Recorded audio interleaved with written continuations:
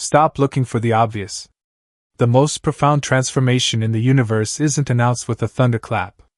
It's not a text, a call, or a grand declaration. It's a shift. A silent, sacred tremor that begins to ripple through the very fabric of your reality. You feel it before you can name it, a sudden stillness in the energetic chaos, a new frequency humming in the space between you. You may not see the proof in the 3D world, but in the unseen, in the quiet fortress of his own soul, the divine masculine is doing the one thing you've been waiting for. He's not just waking up. He is healing. And when he truly begins to heal, the old rulebook is set on fire. The dynamic you knew, the push and pull, the running, it all begins to dissolve, because the entire energetic blueprint is being rewritten. Today, we pull back the veil. These are the 8 powerful, undeniable signs that the healing has anchored, and that everything is about to change. Sign 1. He's releasing the need for external validation.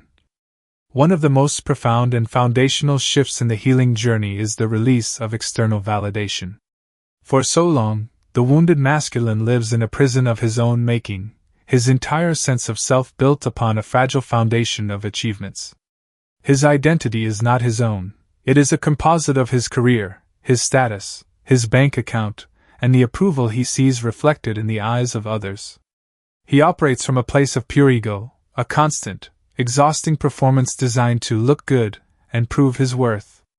This hustle for validation is a deep-seated survival mechanism, an armor he wears to protect the parts of him that feel insecure or not good enough. The healing begins when the armor becomes too heavy to wear.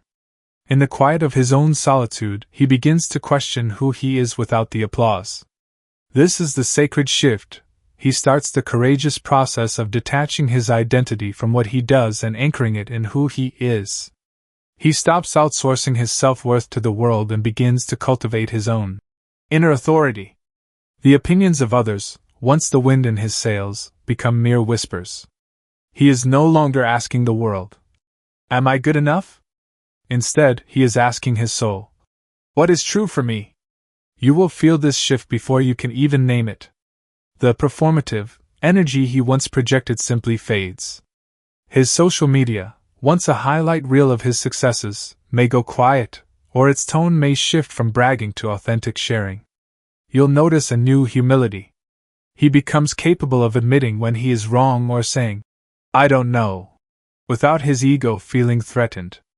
This is not weakness, it is the ultimate sign of strength. He stops needing to dominate conversations with his wins and becomes genuinely interested in authentic connection.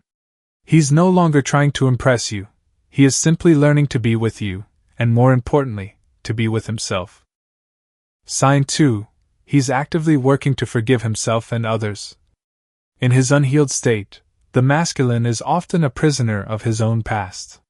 He carries deep-seated guilt and shame for his own actions, yet paradoxically, he also clings to a bitter ledger of grudges against others. He remains stuck in a victim mentality, pointing fingers at the world because it is far less painful than looking in the mirror. To him, forgiveness is a dangerous weakness. It feels like letting them off the hook, or invalidating his own very real pain. What he cannot see is that he is the one on the hook. This resentment is a dense, heavy energy he drags into every new day, a spiritual anchor that tethers him to his lowest vibrating self, preventing him from ever truly being present. The healing shift is a profound spiritual pivot. He finally understands that forgiveness is not an act of service to the other person, but the ultimate act of self-liberation. It is the key to his own cage. This realization moves him from victim to a sovereign being, one who takes responsibility for his own energy. He stops running from his shadows and begins the brave, difficult inner work of confronting his past. This is not a one-time event, but a dedicated process of sitting with his own shame, examining his grudges, and tracing them back to their source. He learns that holding on to this pain is like drinking poison and expecting someone else to get sick.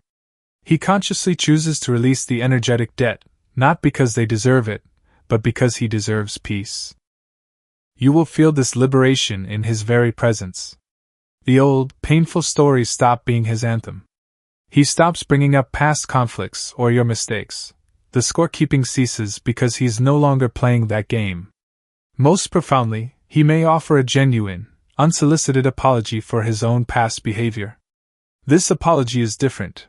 It's not a manipulation to get a reaction, but a clean, egoless statement of accountability. It's free of expectation. When he speaks of his past, the energetic charge is gone.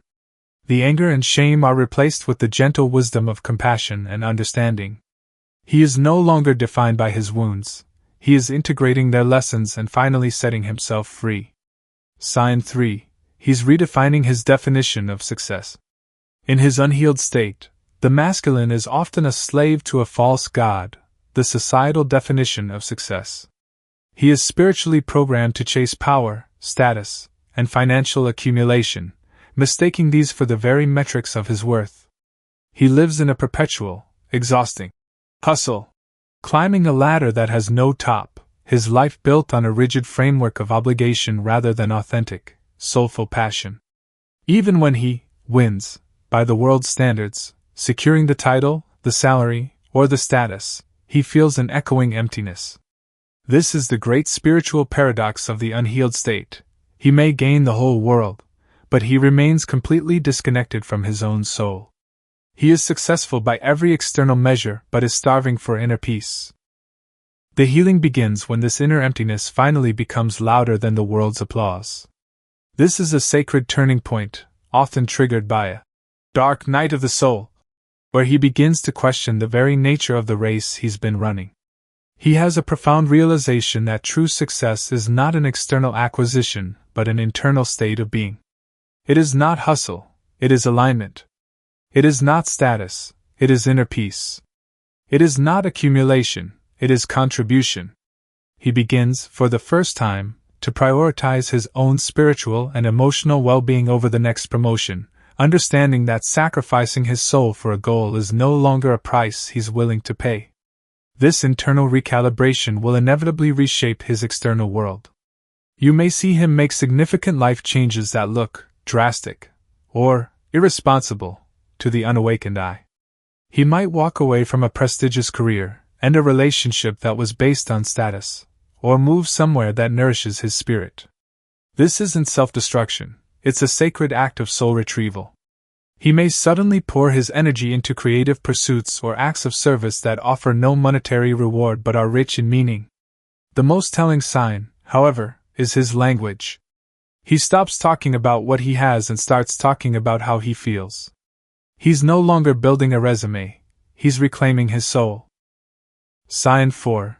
He's reconnecting with his inner child and sense of play. The wounded masculine is often trapped in a fortress of his own seriousness. He has been conditioned by the world, and often by his own trauma, to believe that his worth is directly tied to his productivity, his control, and his unwavering responsibility. He is rigid, overly logical, and deeply uncomfortable with spontaneity. This is because, long ago, his own inner child, the part of him that holds his joy, creativity, and wonder, was silenced. He was forced to grow up too fast, trading his birthright of play for a heavy crown of obligation.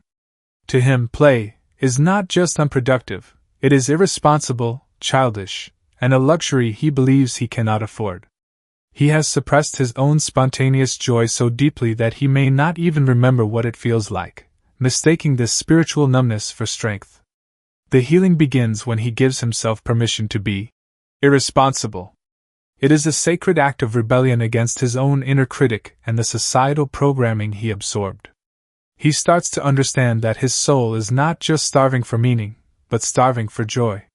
This shift is him finally turning toward that silenced inner child, not with judgment for being childish, but with deep compassion, beginning to heal that primary wound. He has a profound spiritual realization: joy is not a frivolous byproduct of a successful life, it is the very fuel for it. He learns that his spirit's natural state is play, and that being silly, spontaneous, and light is not a break from his healing, but the very evidence of it. You will feel this transformation in his energy before you see any other proof. A new, undeniable lightness will enter his field. The crushing weight of seriousness he carried begins to dissolve. His laughter will become easier, more frequent, and more genuine, a full-body laugh, not a controlled, polite one. He may suddenly pick up an old hobby he abandoned decades ago, like a guitar, a paintbrush, or a skateboard. The most powerful sign, however, is when he begins to engage in activities with no productive outcome. He does things just for fun. When he chooses to be present in a moment of pure, aimless joy, he is no longer just healing his inner child. He is integrating him, returning to the divine wholeness that was his, all along. Sign 5. He's setting healthy boundaries instead of building walls. In his wounded state, the masculine knows only two modes of operation, both rooted in fear. The first is a complete lack of boundaries, a spiritual porousness. He becomes a people-pleaser, a codependent, enmeshing his energy with others in a desperate bid to earn love or avoid rejection. He says yes until his own soul is starving, abandoning himself over and over. When this inevitably leads to him feeling drained, resentful, and unseen, he swings violently to the other extreme. He builds massive, impenetrable walls. This is the stonewalling, the emotional shutdown, the ghosting. These walls are not strength. They are a panic room built from a lifetime of trauma. He believes this is self-protection, but it is self-isolation, starving his spirit of the very connection it craves.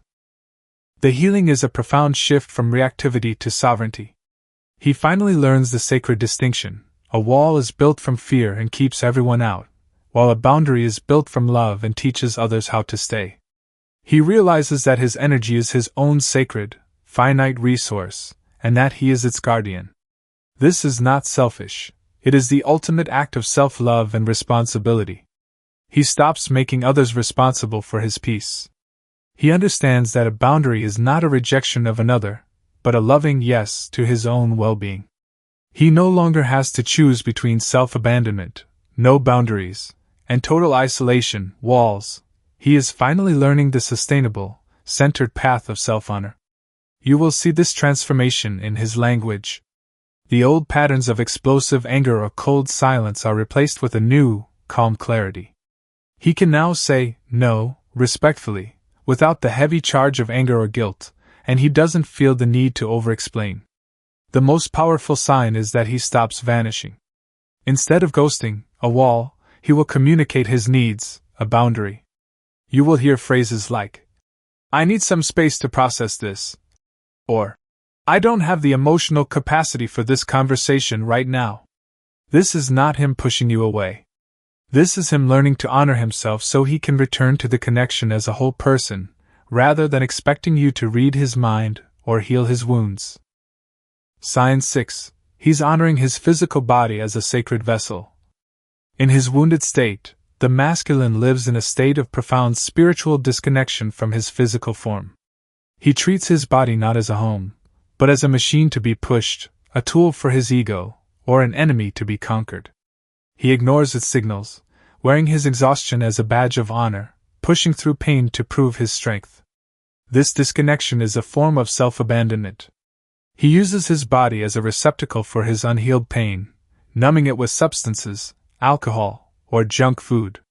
Or, he uses it as a tool for punishment, forcing it through grueling exercise routines rooted in self-criticism rather than self-love. He is a mind driving a vehicle, completely detached from the sacred vessel carrying him. The healing is a powerful incarnation of his spirit. It is the sacred realization that his body is not an inconvenience. It is the only way his soul can experience this life. He recognizes it as a holy temple, the living, breathing vessel for his divinity. This changes his entire relationship with his physical self from one of force to one of reverence. He stops fighting his body and begins listening to it. He learns to interpret its whispers, fatigue, hunger, thirst, pain, not as weaknesses, but as sacred communication from his soul. He understands that rest is not lazy, it is holy. That nourishing food is not a diet, but a communion. That joyful movement is not a chore, but a form of prayer. You will see this spiritual reverence manifest in his daily choices. This isn't necessarily about a dramatic, vain transformation, but rather a quiet, consistent shift towards self-love. He'll begin to consciously change his patterns. He may prioritize his sleep schedule, reduce or release the substances he once used to numb himself, or choose foods that make him feel alive rather than heavy. His relationship with movement will change. It becomes nurturing, not punishing. He may choose a long walk in nature over a grueling gym session. Most importantly, you will hear it in his language. The old self-criticism fades, replaced by a new tone of gratitude and respect for the body that has carried him through it all.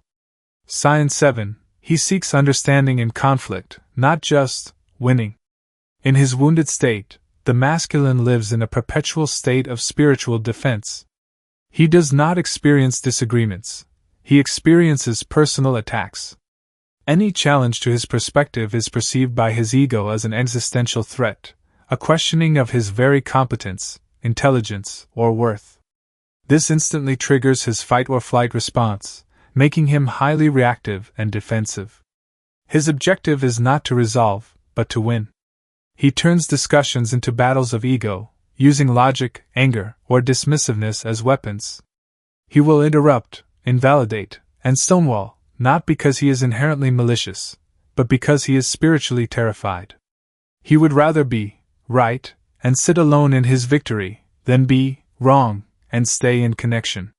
To his wounded self, vulnerability feels like death, and being right feels like survival. The healing shift occurs when he has a profound spiritual realization.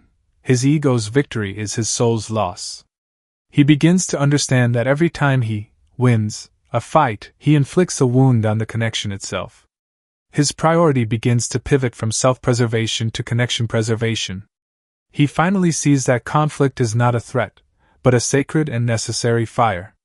It's an opportunity for purification, a chance to burn away false projections and reveal a deeper layer of truth and intimacy. He learns to sit in the fire of disagreement without letting his ego hijack the moment. He consciously chooses to value the we over the me, understanding that there is no winner if the connection itself is damaged. You will see this embodiment of his healing in the very space of conflict. When a disagreement begins, he no longer immediately flares up or shuts down. He stays present. He breathes. He may even be the one to slow the conversation down. His most noticeable change is that he stops interrupting. He's no longer just formulating his rebuttal while you speak, he is listening to understand. His language will change. Defensive accusations are replaced with curious, vulnerable phrases like, "Help me understand why you feel that way," or, "What I'm hearing you say is." He becomes willing to acknowledge the validity of your feelings, the ultimate sign he is no longer trying to win, but to truly see you. He is no longer fighting you. He is standing with you, fighting for a deeper understanding. Sign 8. He's releasing a scarcity and competition mindset. In his wounded state, the masculine is trapped in the spiritual prison of a scarcity mindset. This is a deep-seated belief that there is fundamentally not enough money, not enough love, not enough time, not enough recognition. This core fear taints his entire reality. He lives in a constant, low-grade state of anxiety, hoarding his resources and operating from a place of contraction. This belief system forces him to see the world as a battlefield of limited supply. Every other person, especially other men, is not a brother, but a competitor, a rival for a finite piece of the pie. He operates from a zero-sum game, where someone else's win is perceived as his own direct loss, fueling jealousy, envy, and a deep-seated inability to trust. The healing is a profound shift in consciousness, moving him from a poverty mentality to a true abundance mentality. This is not just positive thinking, it is a complete spiritual recalibration. He stops seeing the universe as a stingy gatekeeper and begins to experience it as an infinitely benevolent and abundant source. He learns to trust in the flow, releasing the tight-fisted control his fear once demanded. The most crucial realization is this: abundance is not an external resource he must fight for, but an internal state of being he can cultivate. He discovers that his own feeling of wholeness, gratitude, and connection is the very abundance he was chasing. This inner state of fullness will inevitably change his outer behavior. The most powerful observable sign is that his envy and jealousy simply dissolve. He can witness another's success, a friend's promotion, a stranger's joy, and feel genuinely, purely happy for them, knowing their win takes nothing from his own. His energy shifts from hoarding to overflowing. He becomes more generous, not just with money, but with his time, his energy, and his praise. You'll see him actively supporting and uplifting others, even those he once saw as competition. He no longer believes another's light dims his own. He knows that in the economy of the soul, the more you give, the more you are. And so, beautiful souls, as you can see, this healing is not just a minor adjustment. It is a profound, energetic earthquake. It's the moment the old reality dissolves to make way for the new. When the divine masculine truly heals, he doesn't just change, he aligns. He stops running from himself, which means he finally stops running from you. This is not just his journey, it is a sacred dance, and your own healing has been the music he is finally learning to hear. Trust the shifts you are feeling. Trust the silence. It is not empty, it is full of the most sacred work. Now I want to hear from you. This is a journey of shared remembrance. In the comments below, please share, which of these 8 signs resonated with your soul the most? Is there a sign you have recently started to witness, or one that you are holding space for in your heart? Your story and your wisdom are a guiding light for everyone else in this community. If this message brought you clarity and peace, please honor that resonance by clicking the like button, and subscribe to join our family. We are all walking this path of remembrance together. Until next time, stay anchored in your own divine power, stay radiant in your truth, and trust the sacred timing of your soul. Be well.